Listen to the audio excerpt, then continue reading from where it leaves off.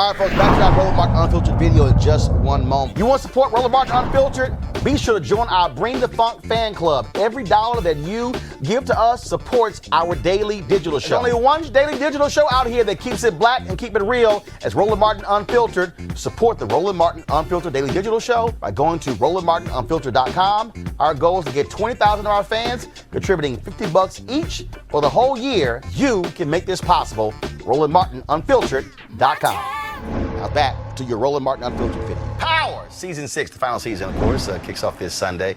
We were at Essence. We caught up with the Black Benjamin Button, Lorenz Tate, and Rotimi. Here is our conversation. I'm glad Rotimi got his damn shirt on today. You know what I'm saying? I'm happy he got his shirt. I'm glad you pointed that out. Because, you know what I'm saying, I had to make sure that when he got into the Sprinter van today, I said, because he just had his jewels on and all his tattoos. I said, man, put on the shirt. And all, you know, he just said, all right, I'm going to throw this T-shirt on. And y'all, he didn't walk out and like unbutton his shit. No, he walked out all open and every damn thing. And I'm like, button that shit up. You know, when you're butterscotch, you have to do it for the ladies, but you have to do it for the ladies. Yes, ladies. Right. They were like, button that shit up. It's cold. Yeah, it's gonna catch a cold. That's how he does it, man. It's in the dead of winter. We're in New York filming. He steps out of the trailer with his whole. I'm like, what are you doing, man? When you're sexy Nigerian butterscotch, you make decisions that, you know, it's cool. I can't wait till Dre get killed. I can't wait. Listen, it's a great season that's coming up, season 6. My man Ro is incredible. No one can play Drake quite like he has. He's been incredible, and all of the cast members. I'm so happy to be a part of it. I think that this season is probably the best one because we'll be able to get a chance to see who people really are, what they're about, and get in their minds and go on the road with them. And all of the worlds are coming together. And it's a beautifully, crafted season. I'm so happy. I'm just surrounded by legends. Oh, man, legendary. Oh, look who roll up. Look at roll up. Look at all fly. Look at you. Oh, cool. You know you cool. You know you cool. No. They want to holler at you. Get over here. They want to holler at you. This is legend. How y'all doing? Look at all smooth and everything. Congratulations on the new movie. He's doing big things as well. Amen. It's so great to see you. Bless you, man. It is wonderful to be seen. Yes, 100%. How you doing? Always good to see you, baby. Oh, always good to see you too. You still big pimping. Man, I'm so happy to see you on network television and scolding people and keeping them straight. Well, I just got an email. I'll be on ABC this week in 2 weeks, so I'll be bringing the funk. I'll be watching. All right, baby. Good to see you. All right, good seeing you. So, not only we got power, first of all, before I go there, more people want your ass killed than J.R. Ewing. That I'm doing my job. He's doing his job. That I'm doing my job. You know, as an actor, man, when you can make people feel something, you've done something amazing. You know what I mean? He's been doing it for 25 years, so 30 years, 35 years, 30, 50 years. He don't age. Right. He's actually 75 years old. Like. And matter of fact, you done messed up so much, they want to kill your ass too. That's how it goes, you know what I'm saying? Listen, I feel like this. Either you're going to love us or you hate us, one or the other, and I'm cool with it. Don't have it in the middle. In the middle ain't it. So I'm happy to play one of the bad guys, man. And I got to say this. Thank you for doing what you were doing with the Frederick Douglass, the speeches that needed to be heard on 4th of July, the real deal from our perspective. So I appreciate you doing what you was doing, man. I appreciate it, my brother. Love. Season 6 power. All right, folks, back to our Roland Martin Unfiltered video in just one moment. Life Luxe Jazz is the experience of a lifetime, delivering top-notch music in an upscale destination. The week-long event is held at the Omnia Day Club Los Cabos, which is nestled on the Sea of Cortez in the celebrity playground of Los Cabos, Mexico. This is also a black experience. The Life Luxe Jazz experience offers the ultimate getaway for discerning jazz aficionados by pairing an upscale international destination with luxury accommodations, fine hot cuisine, top-shelf libations, meaning liquor, breathtaking golf, exhilarating spa, health and wellness options, and much more, while showcasing some of the biggest names in entertainment. The second annual Life Luxe Jazz experience continues to build upon its success and heritage with Jazzing Around Los Cabos, a celebratory expansion of accomplishing its goal of sharing all the finest the destination has to offer, including daytime excursions and many concerts, including the Spirit of Jazz Gospel Brunch and Jazz Sunset Cruise. Confirmed guests, comedian actor Mark Curry, Gerald Albright, Alex Bouillon, Raul Madon, Incognito, Pieces of a Dream, Kirk Whalum, Average White Band, Donnie McClurkin, Shalea, Roy Ayers, Tom Brown, Ronnie Laws, and Ernest Quarles. Folks, I'll be broadcasting Roland Martin Unfiltered from Los Cabos those 2 days. Go to lifeluxejazz.com, lifeluxejazz.com for more information. Would love to see y'all there. Now back to your Roland Martin Unfiltered video.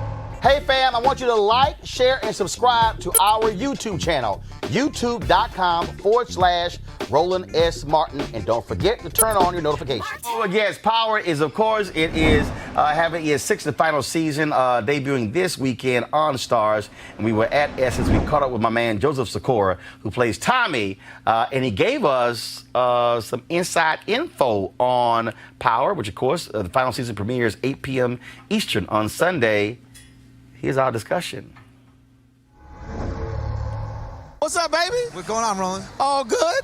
Fantastic. Even better now that I know that nobody can dress like this man. 6 years I've been seeing this guy be the best dressed man in all of New Orleans. Somebody got to do it.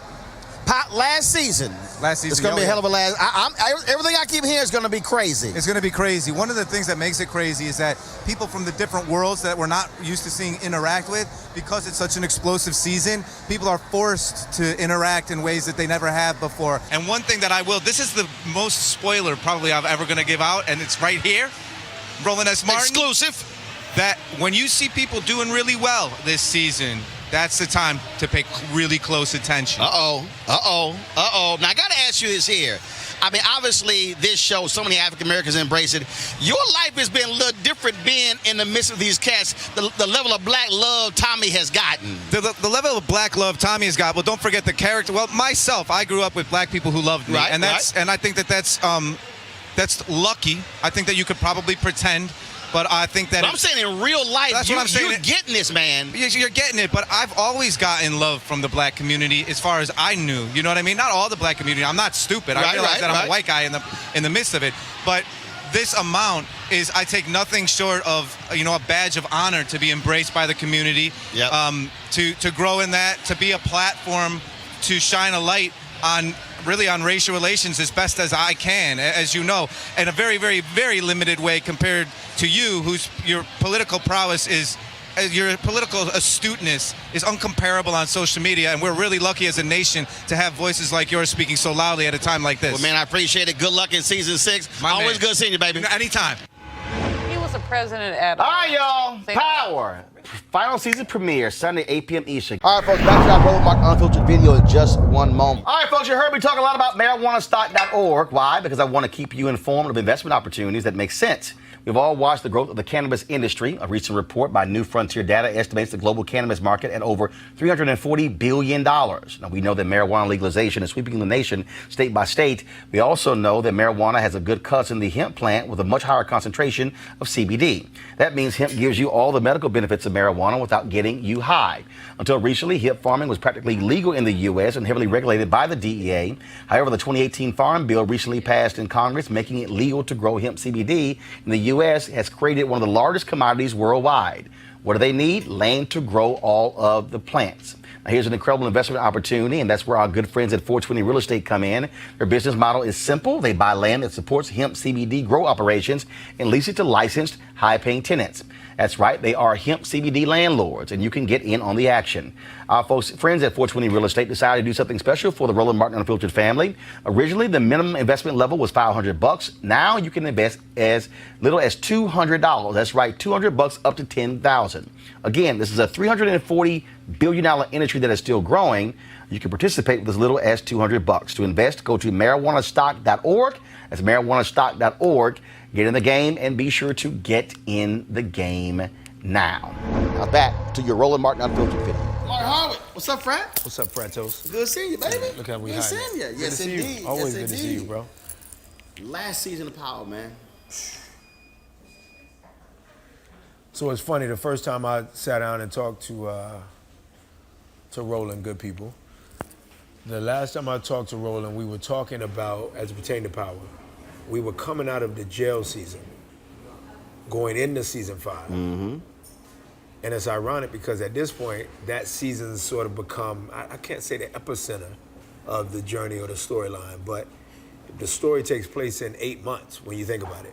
It's 6.5 years now, 6.5 seasons, but it really, the genesis of it is, from whenever you first were introduced to this sociopath spectrum of a genius who also was a dreamer, and that being Ghost, and his brother and Tommy, played by Joseph Sikora.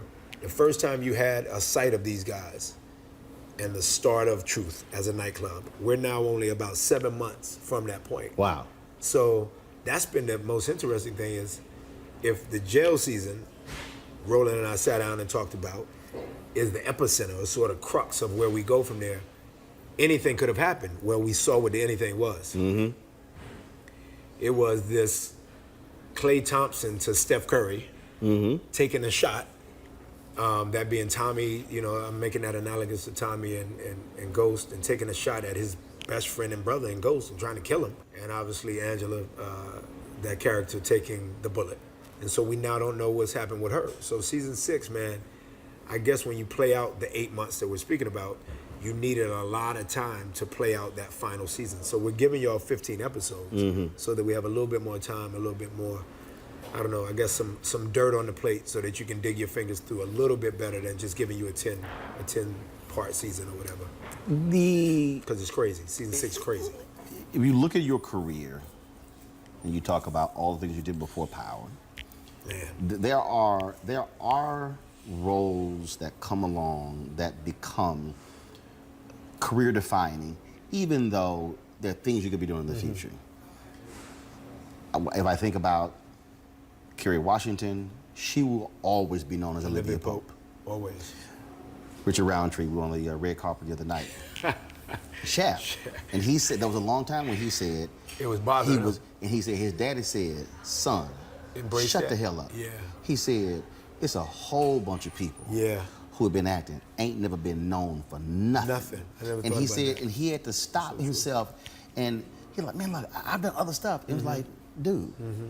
So how does what it feel is it for about? you No. where you look at where you go in your career, the reality that forever, Ever. Easily forever. You have, people have locked Death. in with you After death. in Ghost. Yeah. It's just, I mean, it's just, that's what it is. I think that it is a compliment, and I understand Shaft's father, Richard Roundtree, was a dear friend and a mentor of mine. Obviously, we worked together on Being Mary Jane, and special cat. Reminds me of my father, has always looked like my father. So I was part of that legion of folks, right? So it's an interesting moment for me to be able to answer that question, because, and you asking me that as Roland Martin, who has iconically become a brand in and of yourself and itself, as if our names are able to be made as an it versus the person. It's interesting for you to ask me that, because I thought about it, I'm like, I guess I'm a part of that group. I know I'm a part of the mob that made him Shaft. But then when I was working with him, I made him Richard. And so I guess maybe the better way for me to answer is the amalgamation of the two is what excites me, meaning I can forever be defined as that guy as long as you're open to all the other things that Omari has to offer. I'm good with it. And not hate it, because I think it did everything for me. I've met some people, man, who, man, that's in the past. I'm like, but Ghost God. is special though, so I get it. I get my big brother in Roland, and not the journalist, but the big brother in Roland who's known Omari for 15 years. I get, or maybe longer, I get you going, but it's special though. We never got to see a character that had all of those layers. They say 3, and that being Jamie, James, and Ghost, but it's really like duplicitous and multi-layered at the level of perhaps being stated that you played 20 different guys in this guy. You said psychotic and genius. I mean, he was like, I would imagine that Tommy is more of the psychopathic spectrum. I asked Courtney years ago, I said, we got to a point where in reading whatever she was presenting that year, Roland, I looked at it and I said, sociopath? And she looked at me in a way of like, interesting. Obviously, she knows Omari is a bright guy, so I can't play Ghost if I wasn't bright, right, Roland? And you can't, it's like a Roland or a Dr. King even getting together and go, oh, fits alpha. And people go, what is that, Roland? You go, he just fits alpha. He's literary. He's about words. We are. Scientists tend to be more geared toward Omega Psi Phi. Shout outs to Jesse Jackson and Shaq, who likes that. He likes those conversations with Shaq are about oftentimes the science of something. Like alphas are very literary, and Ghost was this poet because Omari's a poet. Who, if you take me as a poet and put it in that which Courtney and Curtis created, in which stars moved one thing that they were gonna say yay to and brought in our thing, and we made the network. We made it, bro. So when Roland points to me, he's like, oh, yeah, the show made it. And yeah, the crew made it. And yes, the crew stayed even later than you, who were there till 18 to 20 hours. But if they get the wrong ghost, that's a frat brother and a brother going, yeah, but if you ain't, that shows Michael Jordan, then there's not 5 rings. So it speaks to the fact, because of your point about that, it does equally speak to the fact that when she made me not feel bad about asking sociopath, Courtney added to it spectrum, almost to not make me go to a place where if I believed him to be a sociopath, which I think Denzel's character was a lot in the movie. That's the movie I was watching when learning that Whitney Houston passed away. Safe House. Denzel's character was a sociopath, and he spoke on great length about the process of playing a sociopath. But was still brilliant. And see, which he nailed. He played it with a young Ryan Reynolds, right? Like, he nailed it. Safe House was one of my favorite. I think it's one of Denzel's underrated. And I remember I was watching it and then came out of it, and Derek Luke had hit me with the news that our dear Whitney, who we, was our castmate from Sparkle, had passed on. But when Courtney responds in that way of not so far saying sociopath, but going spectrum, she's doing due diligence to herself as a writer. You as a journalist know when you write a piece or when you're pitching a new show, it's your baby, Roland. So it's her baby. So I can't be, in the famous words of the character played by Robert Downey Jr. in Tropic Thunder, a full retard. Not full. So her point is, you're not fully a sociopath. And we want to stop the show if you become fully any one thing. Because that's what made Ghost special. He was never fully one thing. He was so many things. And if that's my nickname, you hate him, then it's like, I can't fully hate him because I love this. I can't fully love this because he's still not doing right.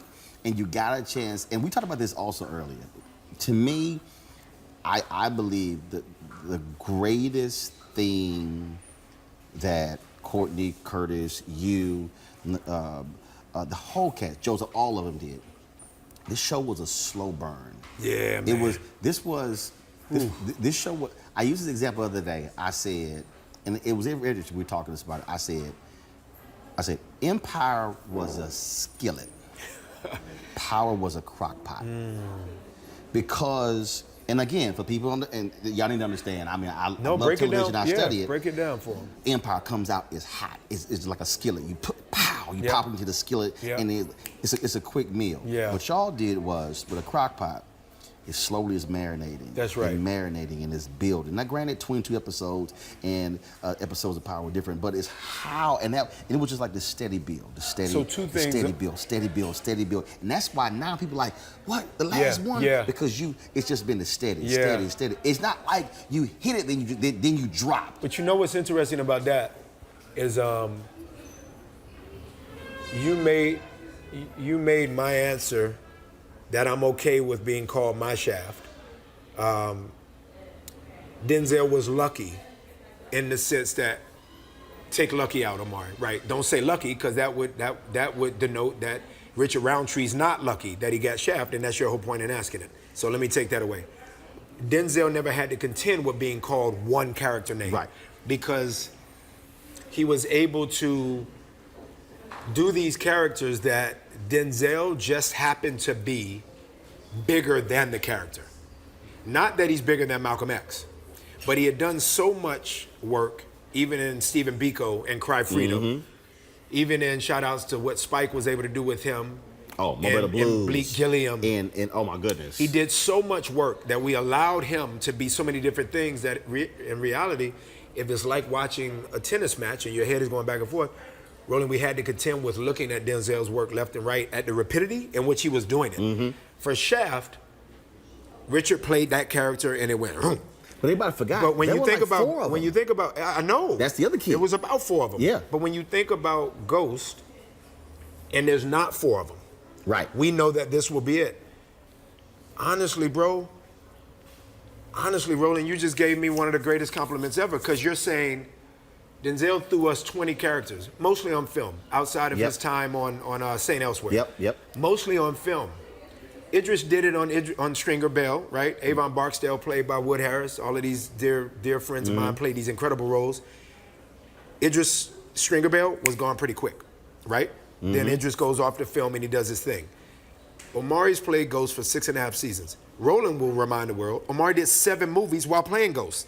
It's not going to eliminate people calling him Ghost. Precisely. He's done music left and right. Well, maybe the music will allow for a different side of Omari to be seen. Right. But he is Ghost. When you think about that level of a compliment, what you're saying is you didn't get a part 2, 3, or 4 with Ghost.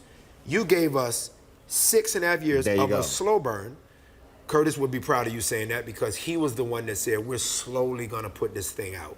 We don't want to just go, and it be done. And he knows a little something about business, and the delivery is everything. So if you deliver a slow burn product, you're allowing for your fan base to be a part of the call sheet. The fan base is a cast member. They get to go, I'm slowly growing with this content. And I'm in it, and I'm... So by the time you think about Omari and his completion on that run, or if I left everything on the court, in basketball terms, since we're right here, during the NBA playoffs, or at its end now, at the end of the day, Roland, I left so much on the court, but with a, as you said, crock-potted, non-scheme, but an actual Shakespeare with colors that look like Roland Martin, as Courtney, myself, and Curtis, and Naturi, and the Latin diaspora, which we cheat New York if we don't include that. Absolutely. And the Italian diaspora, which we cheat New York if we don't include that. And yet, you know me more than anybody, Roland. I played the guy to be colorless.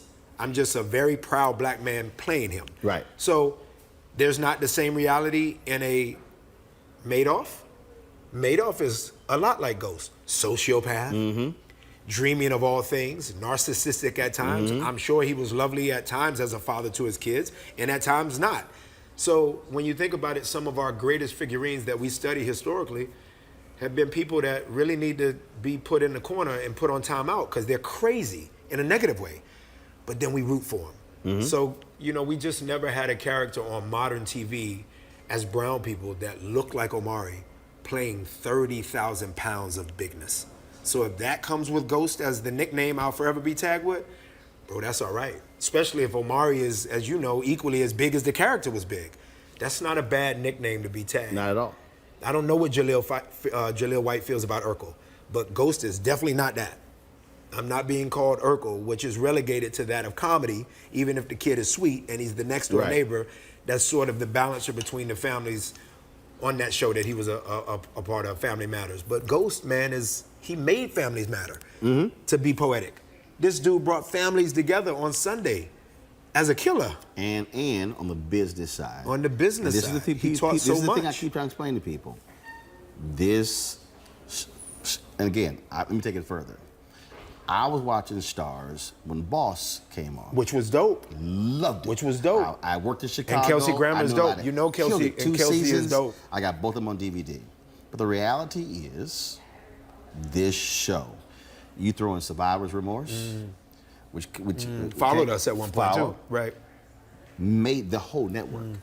What people identify now with Stars. Yeah, I definitely have been told that, Omari, you went from the face of the show, obviously, to the face of the entire network. Yes. Yeah. And that's huge. Which is huge. Let's talk about Black love.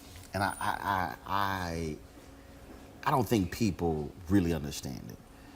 Share your thoughts about when you are going through airports, shoe shine, going to a convenience store, going to a restaurant, security guards, parking lot attendants. When you get that Black love, I mean, I know it's a whole different thing, bruh. It's hard to put in words, but for you, just how does it feel when you get it? It feels like, in the way that the facial expression, Roland, that you have and had at the onset of your question 15 seconds ago, but still have on your face a smile. That's the specified love that is the love that lifts you, that you drive away from in the car that picked you up at the airport that you're talking about, where you've signed, well, it's not autographs anymore. Selfies. Where you've signed 150 pictures at the airport of destination, but at the airport that you started out, you did 150. And obviously in that is a whole bunch of people that aren't Black, especially the way that my characters have been played, what Absolutely. I brought to them, and what the journey has been. But when it's the black person, the one that would make it where you're smiling when you ask about it, then if Roland's smiling and ask about it, you mean it's those of us, as I'm looking out to people who perhaps don't look like Roland and I, but for the most part do, and watching this interview, it's you guys saying, I rock with you, O. I really do. Or I rock with you, Ghost. After a while, you know, just the tonality of the phrase that precedes Ghost, I rock with you. That's right. The notes that you rock with me pretty much on all the things that I do. Whether it's talking to Roland, whether it's working right here in Miami and Dade County and Broward, respectively, with the Omari Hardwick Blue Apple Poetry Network, working with kids. Whether it's the podcast that I now have, whether it's prior characters or characters, as Roland said, subsequently will follow Ghost. When you rock with me, There you different go. kind of love. And man, And so I've ironically learned that the love includes those that don't necessarily rock with you. So that's what I want to answer to. I've gotten to a place, Roland, where maybe the Christian in me has been able to corroborate, because I'm such a street kid, but I'm very Christian and I'm educated, which is why Ghost was what he was. I have equally learned that black love, first and foremost, is most exemplified when the black person who's giving me the love loves themselves. When they love themselves, bro, they're the love that made you ask me the question with a smile on your face. When they don't love themselves, I have learned in my journey, which is quite bountiful at this point and long, I've learned that they equally love me. They just haven't given themselves permission to love themselves. And so it comes out in these forms that we call hate, or we call, you know, minimizing one and making one only relegated to one character or what have you. But I think it's just because they haven't figured out, I know it's just because they haven't figured out, I don't think, I know it, that they haven't figured out how to love themselves. So equally, I've learned to embrace when the love is not necessarily love from my own people. Like, they just aren't at a place where understanding that thing, as you said, people just don't get it. I equally make it all joy on them. Like, even if you're hating on me, it's like one day you'll get it. Like, those of us that are in Omari's position or in Roland's position who really love us as a people, you can't help but to one day figure it out in a way of, it's hard to not love them because they love us. there you go. There you And go. I love our people so much that it's really, It's like I had a I'm a dude. black man in America who was raised by beautiful black families, so I can love everybody because I love me. Had a dude who told me, You know he what was I mean? like, man, the street don't rock with you. And I start laughing. Did he say that to you? Brother, I start laughing. I said, brother, let me explain something to you. I just started laughing. We were in National Harbor. I'm walking by leaving. Brother, oh my God, Roland Martin. Oh my God, dude, I fucks with you. He said, no, you don't understand. Tell my girl. Which is the street way of saying I rock so with he's you. talking, he's like, my girl will tell you. He said, bro, let me tell you something. Anybody mess with you, I got you. And I was like, oh, I appreciate that. He said, He meant like, he, no, no, for he real. went, no, he went. Now I'm thinking Yeah, he's about yeah. to fight. My man pulls his shirt up. Wow.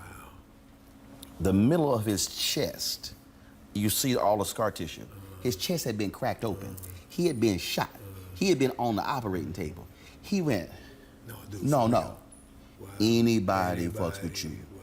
I got, and point to, I got you. And I was like, Got it. got it. Got it. And I tell people Yeah, that. that's a great story. Because I've had prisoners. That's a great story. I've had prisoners say, dude, I watched your show, you got me through prison. Yeah. And so, But you know so what, we though, talk Roland? about that. But you know what, though? For any leader of any religion, and you and I know we both are, and it's ironic because that book to your left says religious.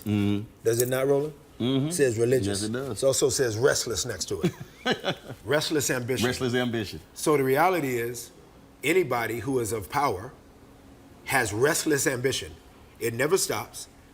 And it's not about you sitting down and talking to somebody who doesn't contain or possess or uphold your religious beliefs. It's about someone knowing there is a higher power over them. That's right. The reality is all of those different embodiments of leaders in all respective religions, traditional religions, they all rock with sometimes killers. And the lowest common denominator of the brown or the ethnic world that they come from or the minority existence that they walk around in, that doesn't denote killers. but they rock with either killers or the lowest common denominator who might go, nah, I got you for real, and I've been there. Doesn't mean that that brother's not now at the highest numerator reality. At one point, he was at a lower common denominator of brother, been shot, been to jail, what have you. Sometimes, bro, that's the greatest compliment in the world. Dude. Because they are the ones that are thoroughly able to sift you out as to how real you are. Quickly. It's like a kindergartner who can call out a teacher who substitutes for that one day. The kindergarten's only 5, but they can say, nah, I'm gonna run all over this teacher. So when they rock with you, which I often have realized is the greatest compliment to me, it's sometimes the lower common denominator of our people that fucks with and the most. There you go. And what blew me away is that, which is why Ghost was so big. He wasn't the first prisoner. I've had it's true. multiple cats. Of course. I've had dude came to me. He said, "Roland, my limo driver who started his own company. He said spent 20 years in prison. He said, bruh, the prison decided to take TV1 off. He said they led a prison revolt because they said, no, we got to watch Roland show in the morning. Yeah. And so it's medicine. We don't do these things for. I never played Ghost for. I never did that, Roland. I never was able to do that. That's maybe why he's so. It's the first time I've said it on an interview. I've said it to friends. I might have said it to my security guard on the way over here. I said it. I did say to him, but I'm an activist. So you can't put T.I., who one time worked in the trap house. But he's an activist. His nature was an activist. His nurture made it where he had to work in the trap. But his nature is that of an activist, excuse me. So you can't put his activism in music and not have it activate something. Right. You can't make an activist who's a poet play Ghost, but a trained actor, who's trained by the street as well. The amalgamation makes the frenzy of Sunday night where you might love Tommy, you might love Leela, Angela, you might love Notorious Tasha, but the people that rocked out with Ghost, they were seeing something that you and I both share in common, which is I was activating conversation by playing Ghost. It wasn't for me to play a character to jack off to and show my kids for the remainder of my life on earth with them. Nah, it was for people to go, yo, that's a conversation piece. Check in with myself when I brush my teeth in the morning. Where do I stand based on the work that O did with Ghost? It was an outreach. Ghost was, I paid bills with it. And I made it where Curtis and Courtney are able to not only have me say that I changed their lives, I mean that I say to them that they changed my life. Equally, I perhaps aided their life, even though they were bigger than I was. She wasn't, but obviously Curtis was. But equally, man, at the end of the day, I did it for people that look like us. And we got a lot of us's that are in jail. So if you can relate to Ghost, I don't know, 5 minutes away from being incarcerated, which he's always 5 minutes away from incarceration, then you're sitting in jail one day mad that TV1 is off because Roland can't be watched, and you're equally mad when the Sunday night in the jail doesn't show Power because you now have a relatable reality. You can have conversation without having conversation with Omari. I'm not even there, but if my character is on TV in your cell, I'm kind of there. There you go. Which is fucking powerful, bro. That's powerful. That's a gift from God. So they're giving me the rap signal, so I'm gonna ask you this question. I'm gonna play off of what you just said over here. Restless Ambition, that book that's sitting right there, which I never even seen the book before. That's crazy. How do you, for the person sitting out there, how do you explain to them to be happy and content where you are, but still have restful ambition? You gotta get that show going, bro. You gotta get that show going. I'm working on it. Roland? I mean that. On the Shield, bro. I'm trying to make it happen. Okay, all right. On the Shield, for real. I'm trying to make it happen. All right. It's a show that's gonna come to y'all that's created by Roland. And y'all gonna see what I meant when I just gave that little... So, because it's such a great question is what I'm getting at. It's really a great question. Because we do teach we do teach that it's important to find contentment and to find satisfaction. But we know that we come from a people that have a poverty mentality.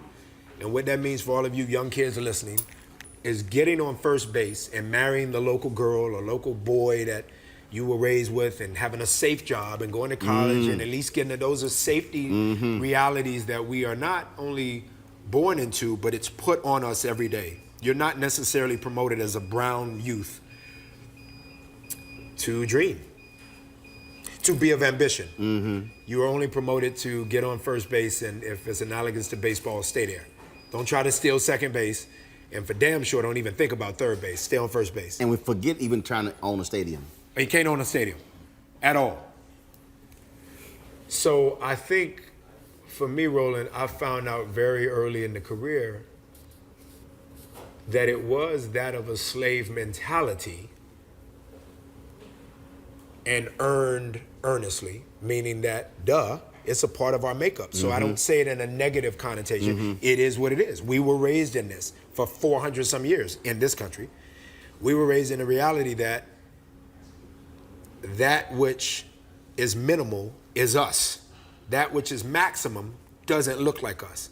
So I think I came in very early realizing that from Sammy Davis Jr. to what I could be one day, Sidney Poitier in the middle and Bill Russell in the middle while making $3 per basketball game, 11 rings, coach one of those years, and would march with Martin and Malcolm after those games.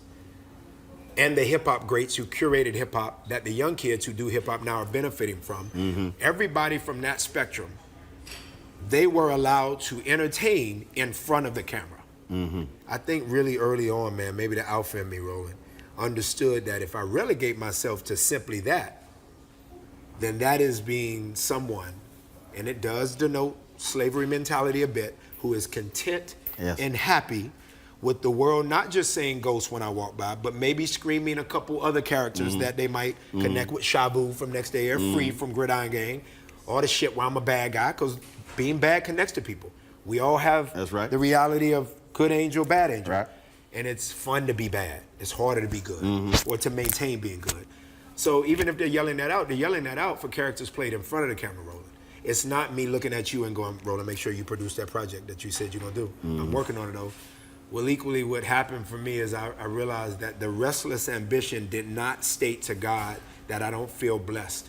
Or that I'm not satisfied. Or that I'm not okay. Or that I don't think Brave and Nova are eating well enough. Or that I don't hear the family members who actually don't just have a dream, but have plans to execute it, so I might invest in their dreams.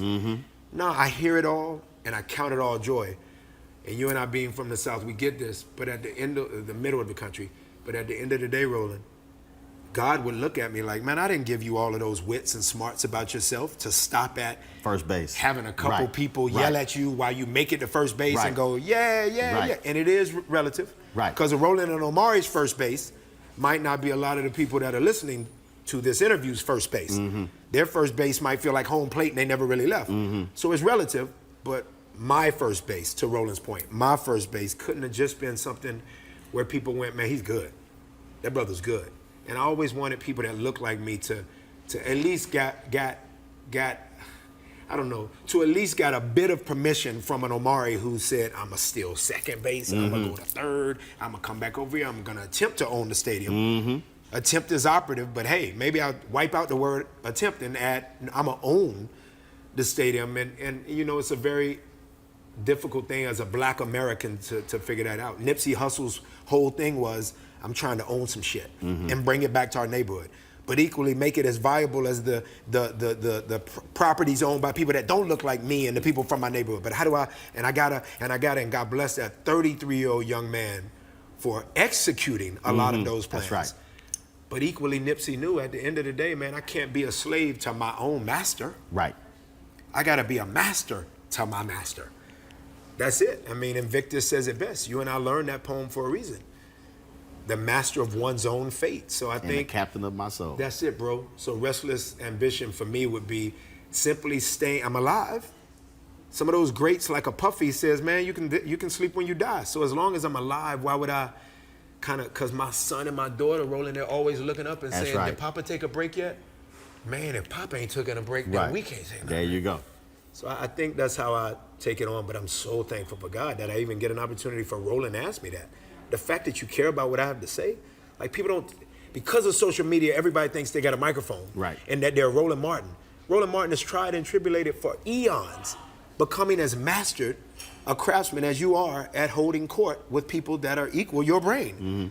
Man, that takes a lot. So I never forget about the journey on the way to getting to your table and for my big brain to rock with yours. So I see the journey in slow motion. But I definitely have a ticking clock that won't ever stop. That's right. I definitely do, bro. Well, I would say this for purpose of the cameras. What I also appreciate is that you always taking time.